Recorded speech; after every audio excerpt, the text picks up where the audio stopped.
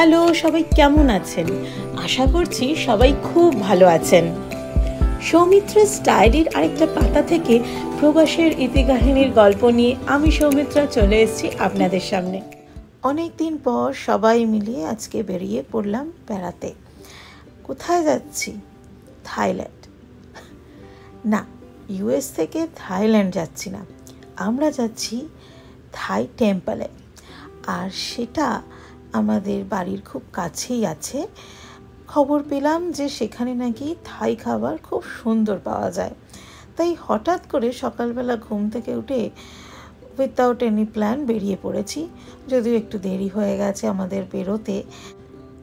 থাই temple খোলা থাকে দুপুর 3টে অবধি, আর এখন ঘড়িতে বাজে 11:30। আমাদের পৌঁছতে দুপুর 12টা তো বেজে যাবে। এরপর টেম্পল ঘোরা, খাওয়া দাওয়া সব কিছু হবে। তো দেখা যাক কতটা কি আমরা আজকে করে উঠতে পারি।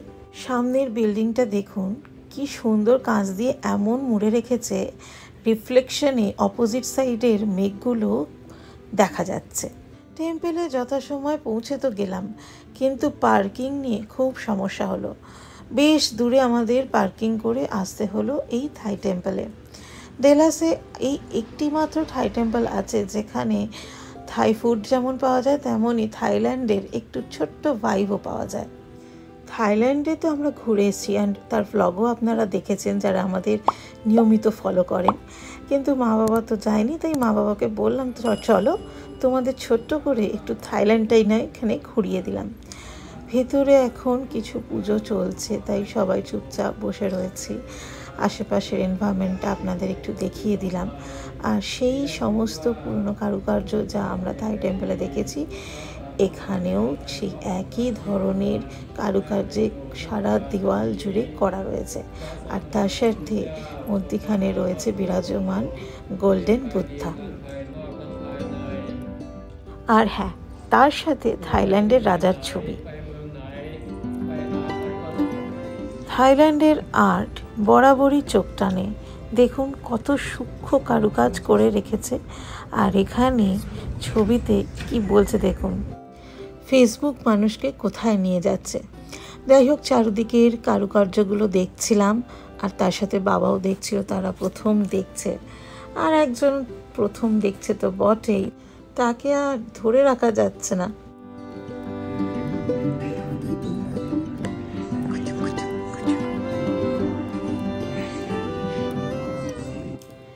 মন্দিরের ভেতরে পরিবেশটা বেশ শান্তির পরিবেশ। অনেকক্ষণ বসে থাকতে ইচ্ছে করলো, কিন্তু না, হাতে সময় বেশি নেই। মন্দিরে প্রায় 1 ঘন্টার মতো আছি। এরপরে বাইরে বেরিয়ে খেয়ে নিতে হবে, কারণ হাতে সময় খুবই কম, ক্লোজিং টাইম হয়েছে। তবে মন্দির থেকে নেমে পিছন দিক দিয়ে একদম মার্কেটের ওখানে চলে যাওয়া যায়, যেখানে ফুড কোর্ট রয়েছে। তাই আমরা মন্দিরটার আশেপাশটা ঘুরতে ঘুরতে দেখতে দেখতে চলে গেলাম যেখানে ফুড স্টলগুলো রয়েছে। আমরা ক্যাশ কিছু এনেছি, তা সত্ত্বেও জেল কিংবা অনলাইন ট্রানজাকশান যদি হয় তো খুব ভালো। তো সবই দেখা যাবে, আর কি কি পাওয়া যাচ্ছে সেটাও আমরা একটু দেখে নেব। টেম্পল থেকে বেরিয়ে একদম ব্যাক সাইডে যখন চলে এলাম, দেয়ালে দেখি বিশাল বড় গণেশের স্কাল্পচার একটা করা রয়েছে। দূর থেকে ভীষণ ভালো লাগবে আশা করছি, সেটাও দেখাবো। তার আগে পিছনের একটু পরিবেশটা আপনাদের দেখিয়ে দিই। পুরো চারদিকটা সুন্দর করে সাজানো গোছানো। দূরে একটা জলাশয়ও আছে মনে হলো, তবে ওই দিকটা যাবো, তার আগে একটু দেখিয়ে দিই। আমরা এখন ফুড কোর্টের সামনে, আর এই হলো মন্দিরের ব্যাক সাইডটা।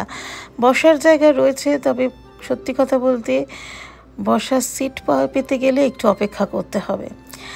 আর এখানে বিভিন্ন ধরনের খাবারের স্টল রয়েছে, ফ্রাইড আইটেমস থেকে শুরু করে মিল সিস্টেমেও খাবার পাওয়া যাচ্ছে।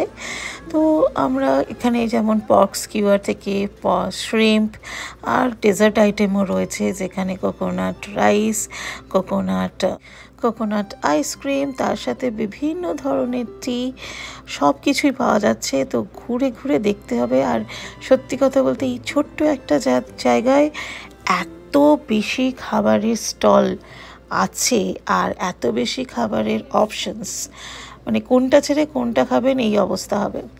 তো যাই হোক, আমরা কিছু জিনিস অর্ডার করেছি আর সেগুলো নিয়ে আমরা বসে তো পড়লাম, কিন্তু মনে হলো আমরা বেশিক্ষণ খেতে পারবো না, কারণ এখন বাজে প্রায় দুপুর 2টো, আর সাথে চড়া রোদ বাড়তে থাকছে।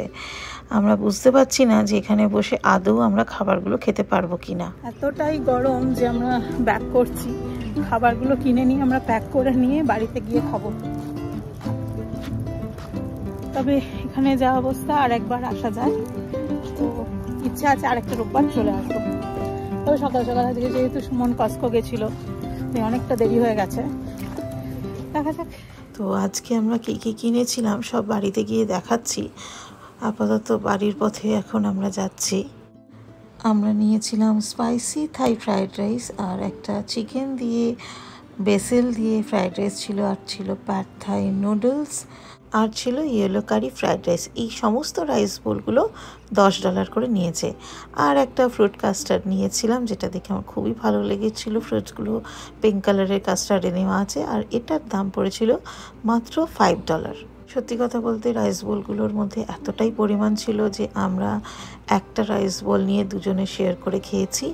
আর হ্যাঁ, আমি একটু পক স্কিউয়ার নিয়েছিলাম 2টো। তো এই ছিল আজকে আমরা থাই টেম্পল ভিজিট করে এই থাই খাবারগুলো আমরা বাড়ি এনেছি। চলুন আজকের জন্য ব্লগটা এখানেই শেষ করছি।